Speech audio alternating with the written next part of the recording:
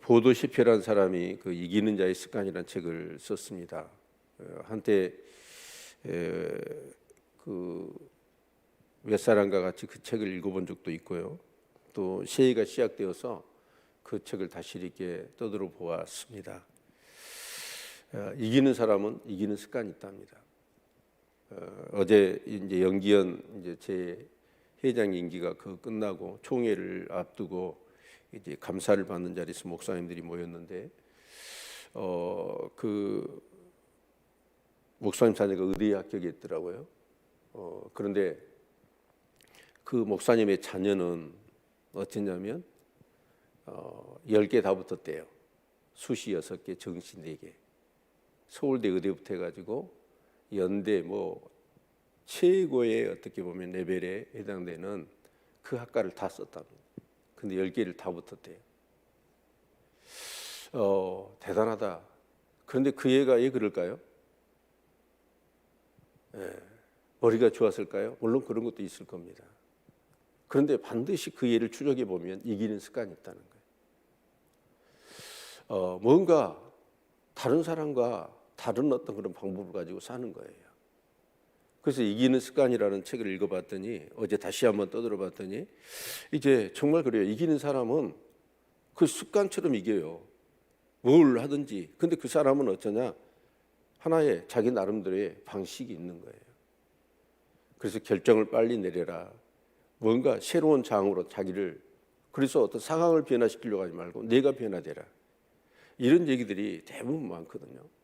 네, 그런데 그래서 이제 이기는 습관에 그 해당되는 그런 또 이렇게 제가 인터넷을 쭉 뒤져봤더니 그것을 읽고 이제 느낀 사람들의 독후감을 써놨잖아요. 그런데 이 새해 들어서 세상 사람들은 어쩌냐면 뭐 닭공, 닭독, 닥치고 공부, 닥치고 독서, 닥치고 뭐 얼마나 열심히 새해 들어서 뭔가를 해보려고 변화를 주려고 이대로는 이렇게 내 인생을 살아서는 안 되겠다라고 하면서 뭔가 자기 자신에 대한 거룩한 불만을 갖고 뭔가 새로운 시도를 해보려고 그렇게 열심히 살더라고요. 근데 우리 정말 믿는 사람들, 특히 우리 사랑하는 성도들이 또 이제 2024년이라는 한 해를 시작했잖아요. 과연 한 해를 시작하면서 우리가 송구영신 예배를 드리며 여러분 뭔가 목표를 세우고 그 목표를 이루기 위해서 뭔가 계획을 세웠느냐는 거예요. 저는 다시 도전하는데 일주일에 3권씩 아니 한 달에 3권씩은 책은 반드시 읽어야 되겠다.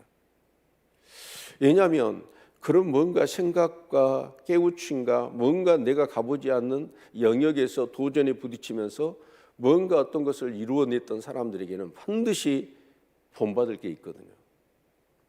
단지 정말 대부분이 핸드폰 보고요. 핸드폰 보고 거기서 뭐 유튜브나 사람들 얘기하는 거 그것 갖고는 우리 생각이요 깨어나지를 못해요. 어떤 사람은 성공일기를 쓰더라고요. 근데 성공일기만 써갖고는 안 되겠다는 거예요. 그러니까 깨달음의 일기도 쓰고 깨달음을 통해서 아이디어가 주면 아이디어 일기를 쓰겠다는 거예요. 그래서 하루에 일기를 3권씩 써요. 뭔가 자기를 발전시키고 성장시키고 뭔가 새로운 어떤 그런 목표에 더 정말 뭔가 멋진 삶을 살아가기 위해서 그렇게 하는 사람들이 있더라고요. 근데 그런 사람은 어쩌냐? 반드시 자기 어떤 그런 정말 익숙한 삶에서 그저 그만한 삶에서 뭔가 새로운 그런 변화를 가져오게 돼 있습니다. 이제 우리는 출애굽의 1세대가 실패를 했잖아요. 그들은 어쩌냐면 믿음이 있노라고 했지만 결정적인 순간에 가나안 땅을 정탐을 하게 했어요. 그런데 믿음이 없는 사람은 어쩌냐? 여전히 옛사람처럼 자기 관점에서 보는 거예요. 그런데 여호수아 갈렙은 그 광야의 2년의 과정 속에서 출애굽 때부터 10가지 재앙, 홍해를 가르고 그 광야의 삶을 사는 동안에 믿음이 갖춰진 거예요. 믿음으로 보는 관점과 사고의 능력이 있었던 겁니다. 그러니까 여호수아 갈렙은 어쩌냐? 이 땅은 하나님께서 약속하신 땅이라는 거예요. 우리에게 주신 땅이라는 거예요. 근데 10명은 어쩌요? 믿음이 없었어요. 그러니까 자기 관점에서 보니까 두려운 거예요. 싸워보지도 않고 싸워보고 정말 실패해서 어쩔 수 없었다 몰라요. 근데 이스라엘 백성들은 그 가데스 바나에서 좀만 가면 가나안 땅입니다. 싸워보지도 않고 뭐 했어요? 두려워서. 결국은 실패하고 만 거 아닙니까? 그런데 그래서 이제 38년 동안 강야 생활을 하게 되죠. 근데 그 강야 생활을 하고 이 세대들은 어쩌냐? 제법 믿음이 형성이 된 것 같아요. 그래서 이제 우리가 보면 에돔, 모압, 암몬 이 땅은 돌아서 가라. 그들이 길을 열어주면 가고 그렇지 않으면 그들과 싸우지도 말고 다투지도 말고 괴롭게 하지도 말고 돌아가라. 그 강야길 1시간이라도 하루라도 빨리 지름길로 가면 얼마나 좋아요. 그런데 그들이 길을 열어주지 않아요. 그런데 그들은 뭐냐? 믿음이 있었어. 그래서 돌아가는 거예요. 그런데 이제 시온, 오늘은 바사낙. 근데 여기 바사낙도 보십시오. 성이요. 경과 문빗장과 이 성이 쌓여 있는 성이 60개입니다. 그리고 그들이 침대가 어느 정도냐면 마지막 절 보니까 장이 9규빗이요. 강이 4규빗이에요. 여러분 한 규빗이 45cm입니다. 45cm면 여러분 세로가 4.1m네요. 가로가 1.8m예요. 그러면 이건 안악자성이잖아요. 얼마나 큰 사람들입니까? 그러니까 아주 뭐 골리앗 같은 사람들이 있었던 거예요. 예. 그런데 바사랑이 그런 군대를 이끌고 나와서 이 이스라엘 백성과 싸우는 거예요. 그런데 이스라엘 백성이 어떻게 해요? 두려워합니까? 물론 오늘 본문의 말씀을 보니까 2절 보면 여호와께서 내게 이르시되 그를 두려워 말라. 이 두려워 말라는 말의 의미는 뭐예요? 다른 말로 얘기하면 언제 두려움이 오나요? 믿음이 없을 때예요. 믿음이 없으면 두려움이 오거든요. 뭔가 믿는 구석이 있으면 아무리 어려운 일이더라도 믿는 구석이 있으니까 어떻게 해요? 그걸 담대하게 이겨내요. 마음의 평안을 유지하고. 그런데 믿음이 없으면 어쩌냐? 여러분 두려움에 사로잡히는 것이죠. 그래서 두려워하지 말란 말은 나를 믿어라 하나님 그 얘기잖아요. 그래서 이스라엘 백성들이 어쩌냐? 헤스본랑 시온과 싸워서 이겨봤어요. 이겨보고 나니까 어때요? 이기는 방법을 터득한 거예요. 그게 뭐예요? 하나님 믿고 가는 거예요. 말씀에 순종해서 가는 거예요. 그러면 하나님이 하시는 겁니다. 그러니까 이 전쟁에서 이 이스라엘 백성이 하는 이 가나안 정복 전쟁은 뭐냐면 믿음으로 하는 싸움이지 내가 실력을 키워서 싸우는 싸움이 절대 아니거든요. 예, 그래서 이제 이 이스라엘 백성들은 이 헤스본왕 시온과 바산왕 옥과 싸워서 승리를 맛봤어요. 이것이 하나의 큰 뭐랄까요? 근간이 된 겁니다. 그래서 이제 가나안 땅에 첫 성이 여리고성입니까? 여리고성이잖아요. 근데 그 성을 어떻게 해요? 두려워하지 않습니다. 그리고 세상에 봐보십시오. 여리고성을 하루에 한 바퀴 돌라는 거예요. 여러분 전쟁을 하는 것도 아니고 도라는 것입니다. 그럴 때 여러분 여리고성 군인들이 나와가지고 공격을 하면 어떻게 해요? 여러분 죽는 것이죠. 그런데 이스라엘 백성이 그 하나님의 말씀에 순종해요. 왜요? 그들은 승리의 비결을 알았습니다. 승리의 비결은 어디에 있어요? 내가 실력과 전략을 갖추고 정말 조금도 부족함이 없이 잘 준비해서 싸우는 싸움이 아니라고요. 진짜 중요한 건 뭐냐면 이 싸움에서 하나님이 함께 하시느냐 함께 하지 않느냐, 진짜 하나님의 말씀이 있었느냐 없었느냐, 그 싸움이지, 믿음의 싸움이지 뭔가 실력을 갖고 싸우는 싸움이 절대 아니거든요. 그래서 여러분 정말 이 바산악 옥과 오늘 이 싸움도 보면 이 싸움은 무슨 싸움이냐면 믿음의 싸움이에요. 그래서 하나님 뭐라고 그러냐면 두려워하지 말라. 다른 말로 얘기하면 나를 믿어라. 그 얘기잖아요. 예, 그래서 결국은 어떻습니까? 이제 그 헤스본 왕 시온과 싸워서 어제 이겨봤어요. 예, 그러니까 자신감이 붙은 거죠. 그리고 승리의 방법을 알아요. 이 싸움은 믿음의 싸움이구나. 정말 하나님이 함께 하시면 이 싸움은 우리가 이겨. 그리고 가서 싸우는 것이죠. 예, 그래서 여기 3절도 보면 우리 하나님 여호와께서 바산악 옥과 그 모든 백성을 우리 손에 붙이시매. 중요한 건 뭐예요? 하나님이 우리 손에 붙였다는 거예요. 그런데 모압이나 에돔이나 암몬 같은 이 족속들은 어때요? 하나님이 허락하지 않은 전쟁이에요. 그들에게 막 붙인 그들에게 허락한 이 땅이 아니거든요. 그래서 돌아가라. 그때는 돌아가요. 그런데 이 헤스본이랑 시온과 싸우라. 싸워요. 바산업과 싸우라. 싸우는 거예요. 승리의 비결은 어디에 있는 거예요? 믿음에 있는 거고, 하나님이 함께 하시느냐 그렇지 않느냐에 따라서 이 성패가 갈린다. 그것을 이스라엘 백성은 이제 안 거예요. 그리고 이제 가나안 땅을 정복하게 되어진 것입니다. 그런데 이 바산이라고 하는 이 나라가 아주 지금 이제 요르단이잖아요. 요단 동편. 그 땅은요 정말 기름지고 좋은 땅입니다. 이제 그러다 보니까 4절 보면 그때 우리가 그들에게 빼앗지 아니한 성읍이 하나도 없이 다 빼앗았는데 그 성읍이 60이니 곧 아르고 온 지방이요 바산에 있는 옥의 나라이라.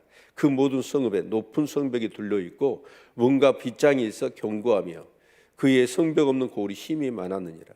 그러니까 성이 여러분 견고한 성이 60개였습니다. 60개였는데 그에도 많은 고을이 있었는데 그걸 하나도 남기지 않고 다 여러분 빼앗게 되었다라는 것이죠. 그래서 그들이 다 진멸하고 또 뭘 했어요? 그런 탈취한 것은 전리품으로 얻게 됐다라는 얘기이죠. 그러면서 이제 바산에 있는 그런 지형들을 얘기합니다. 8절 그때 우리가 요단강 이편 땅을 아르논 골짜기에서부터 헤르몬 산에까지 아모리 족속의 두 왕에서 치하였으니 헤르몬 산을 시돈 사람은 시련이라 칭하고 아모리 족속은 스니라 칭하였느니라. 그 아르논 골짜기는 참 유명한 골짜기입니다. 이렇게 성지순례를 가보면 그 골짜기가 얼마나 깊은지 몰라요. 이 산이 치솟아 있고 또 그런 어떤 험한 곳도 있지만 또 평지도 있어가지고 왜냐하면 그 요르단 그 땅은 굉장히 기름지거든요. 그래서 그런 땅을 사실은 이 땅은 뭐예요? 어제 헤스본 그리고 오늘 바산 이건 하나님이 약속한 땅이 아니죠. 그러죠. 그런데 이제 하나님이 그러신 것 같아요. 오히려 그 가데스 바나에서 쭉 시나이 반도를 타고 내려오잖아요. 에돔, 모압, 암몬이 길을 안 열어주니까 그래가지고 시나이 반도를 따라서 쭉 내려왔다 다시 올라가거든요. 그런데 이제 이 두 나라는 제 생각에는 그래요. 하나님께서 가나안 땅을 딱 이렇게 부딪히면 안 되니까 이 땅은 약속한 땅이 아님에도 불구하고 돌아서 이들과 싸우게 만든 거예요. 그래서 그들에게 뭐예요? 승리하는 비결이 뭔지 그것을 그들이 깨우치도록 어떻게 보면 허락한 전쟁이 아닌가 생각이 됩니다. 그리고 이제 거기서 이기고 나니까 이스라엘 백성이 하나님 말씀대로 하나님이 함께 하시면 우리는 두려워할 것이 없겠구나. 전쟁에 승리할 수 있겠구나. 이 비결을 안 것이죠. 특히 우리가 주목해야 될 것은요. 이 바산에 이 철침상이 있었다는 거예요. 여러분 이스라엘에 결국은 우리가 그 역사를 우리가 찾아보면 이스라엘에 어떻게 보면 이제 뭐 철병교도 나오고 그러잖아요. 근데 사실인지는 모르겠지만 다윗 시대 때에야 왕이 철로 된 칼을 가졌다는 거예요. 그러니까 우리 역사로 따져보면 이 시대는 지금 어느 시대예요? 우리나라로 얘기하면 BC 모세 시대니까 어느 시대죠? 1500년이잖아요. 1500년 정도 되면 우리나라는 언제 시대예요? 고조선. 고조선이면 어째? 우리 청동기가 있어요, 없었어요? 있지도 않은 시대예요. 근데 이 바산이 철이 있었다? 그것도 침상을 철로 만들었다? 그러면 그들의 무기 체계는요 어느 정도인지 알 수 있습니다. 이스라엘 백성은 뭐예요? 여러분 철로 된 것이 없어요. 나무나 막 지팡이 그런 거 갖고 싸웠을 거예요. 근데 여기서 한 가지 잊지 않아야 될 점이 뭐냐면 싸우는 것은 누가 싸워야 돼요? 이스라엘 백성이 가서 싸워야 돼. 근데 철을 가지고 이 성이 60개 성이 준비되어 있는 이런 나라입니다. 그런데 이런 나라를 지금 광야에서 광야에서 그들이 뭘 했겠습니까? 무기, 체계도 아마 제가 볼 때는 고작이야 총동기나 그런 거였을 겁니다. 다윗 시대 때 왕이 철로 된 칼을 가졌다고 하니까. 그런데 이 전력이랄지 무기랄지 아무것도 사실은 이 바산을 대적할 만한 하나도 없어요. 근데 뭐가 있어요? 이스라엘에는 하나님이 함께 하시는 거예요. 그래서 이 전쟁에 이긴 겁니다. 그리고 그 전쟁을 이기고 나니까 가나안 땅도 그들은 이제 싸울 수가 있었던 것이죠.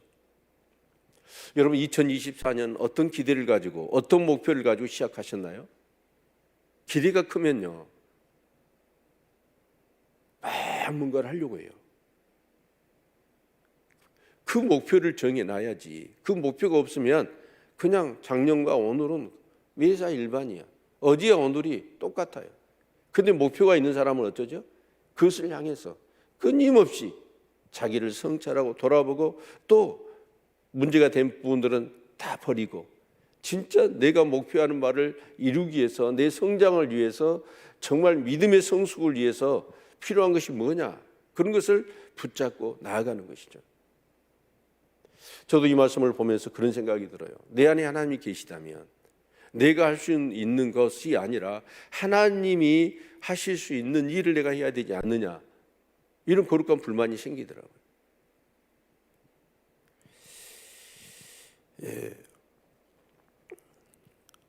우리 2024년 멋지게 승리합시다. 그래서 내 믿음을 내게 보이라. 정말 내가 어떤 사람인지 내 자신도 확인할 뿐만 아니라 하나님께도 그리고 모든 내 주위에 있는 사람들에게도 나는 이런 사람이야 라고 뭔가 보일 수 있는 그런 믿음의 삶이 꼭 되시기를 주님의 이름으로 축원을 드립니다. 여러분 이기는 사람은 이기는 습관이 있어요. 여러분 원서를 수시 6개 정시 4개를 냈는데 서울대 의대부터 해가지고 다 붙었대요. 근데 그 애는 머리가 좋아서 그런 게 아니에요. 물론 그런 게 있을 겁니다. 근데 그 애는 분명히 그래서 그 목사님 아들도 의대를 붙었는데 아니 보니까 이 애는요 그 장학재단이 있더라고요. 그 장학재단에 이렇게 했는데 고등학교 때부터 학비 하나도 안 들고 장학단에서 1년에 1,000만 원씩 나온대요. 고등학교 때. 돈 먹고 있는 공부한 거예요. 여러분 정말 뭔가 이 세상에 1%가 되어지는 사람들 그 사람들은 물론 우리가 뭐 이렇게 부모 잘 만나가지고 그런 사람도 있겠지만 그 1%를 지향하면서 살아가는 사람들은 뭔가 삶이 달라요. 우리 신앙도 마찬가지고 교회도 마찬가지일 겁니다. 뭔가 기도하자고 하면 하자. 뭔가 정말 이렇게 내 인생을 허비할 수는 없다. 진짜 내 인생이 이렇게 끝나면 안 된다.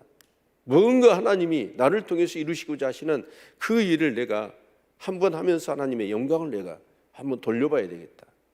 이런 마음들을 가지셔야 되죠. 분명히 그런 자의 일련과 그렇지 못한 자의 일련은 확연하게 천장기차처럼 차이가 날 것입니다. 그런 승리하는 우리 성도님들 되시기를 주의 이름으로 축원을 드립니다.